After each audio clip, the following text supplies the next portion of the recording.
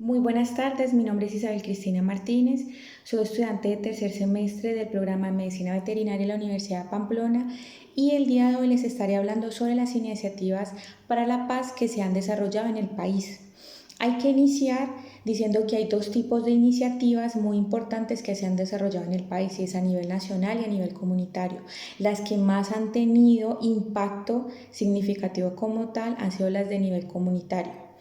¿Cuáles son las iniciativas a nivel nacional? Se distinguen como tal cuatro y son las iniciativas de educación para la paz y la resolución de conflictos que, como su nombre lo indica, están orientadas a la resolución de este problema a partir de procesos pedagógicos y procesos educativos como tal.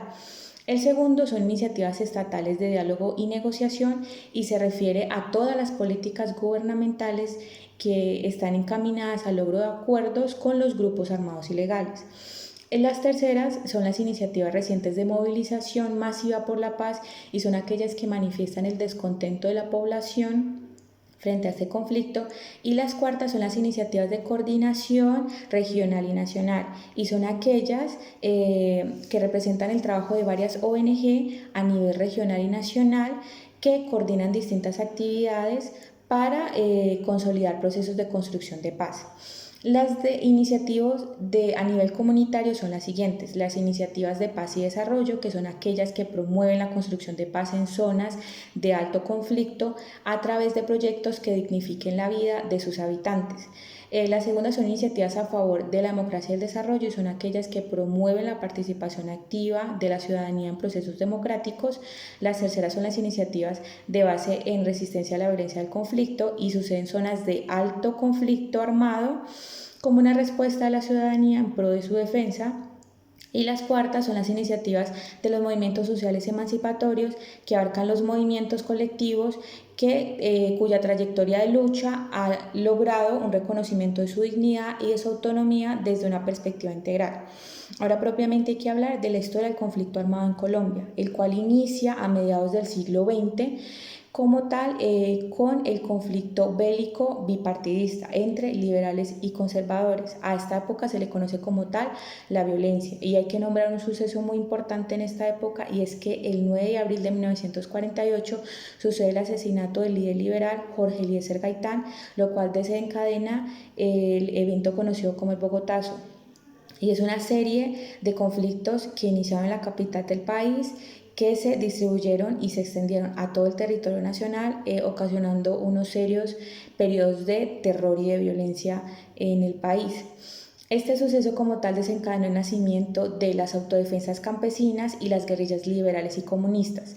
También hay que nombrar que en el año 1953 sucedió el golpe de Estado por parte del general Gustavo Rojas Pinilla, por el cual asume la presidencia del país. Y durante su gobierno sucede la primera amnistía en la que guerrilleros liberales entregaron sus armas. Como tal, una manera de darle solución a este problema de la violencia entre liberales y conservadores estableció el Frente Nacional, que fue un acuerdo, un pacto como tal político entre liberales y conservadores de turnarse la presidencia, el cual duró 16 años. Inició en 1958 con la presidencia liberal de Alberto Lleras Camargo hasta el 62, luego la tomó el conservador Guillermo León Valencia del 62 al 66, luego el liberal Carlos Lleras Restrepo del 66 al 70 y luego Misael Pastrana, conservador, del 70 al 74. ¿Qué hay que nombrar aquí? Que la naturaleza excluyente como tal de este Frente Nacional antes propició el surgimiento de los principales grupos guerrilleros armados que hoy por hoy conocemos, que son las FARC o Fuerzas Armadas Revolucionarias de Colombia, el ELN, que es el Ejército de Liberación Nacional, las EPL, que es el Ejército Popular de Liberación, y el M-19, que es el Movimiento 19 de Abril. Como tal hay que nombrar que en el gobierno del conservador Belisario Betancourt, que fue de 1982 a 1986, se impulsó un proyecto de ley de amnistía que se convirtió luego en ley en 1982 y buscaba la desmovilización de los grupos insurgentes. Y también se creó la Comisión de la Paz para un acercamiento con los principales líderes guerrilleros. El 28 de marzo de 1984 en el municipio de Uribe La Meta se selló el primer acuerdo de cese al fuego con las FARC. Y este acuerdo pretendía la modernización de instituciones, también fortalecer la democracia y garantizar la participación política de los integrantes de las guerrillas. También en el gobierno de Belisario Betancur se reconoció a la oposición como un actor político y a raíz de estos distintos diálogos se dio el surgimiento de la Unión Patriótica, que fue el partido político de las FARC y distintos grupos también sociales. Sin embargo, durante los siguientes años se dio el exterminio de la Unión Patriótica por parte de sectores radicales del país.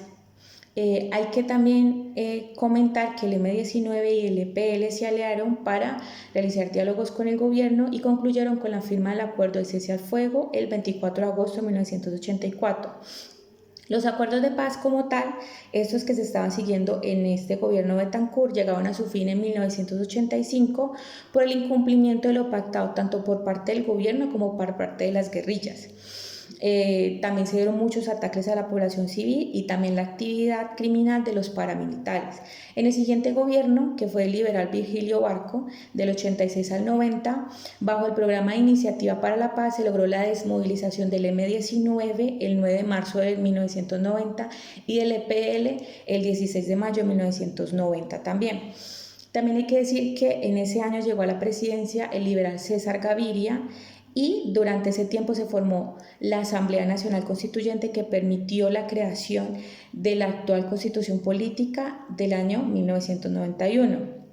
Entre abril y junio de 1992 el gobierno estableció negociaciones de paz con la coordinadora guerrillera conformada por las FARC, ELN y EPL. Sin embargo, el secuestro y posterior asesinato del exministro Durán por parte de la guerrilla EPL cancela esta negociación.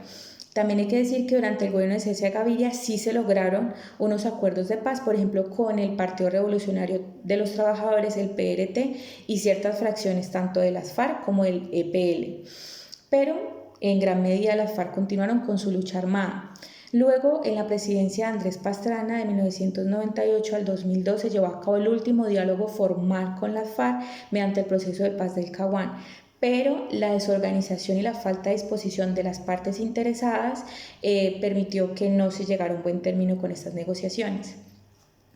Y también hay que decir que luego continuó el gobierno de Álvaro Uribe Vélez, el cual asume la presidencia en el 2002 hasta el 2006 y fue reelegido del 2006 al 2010. Su gobierno como tal se caracterizó por la implementación de la política del proyecto de seguridad democrática, que el cual se logra históricamente una mayor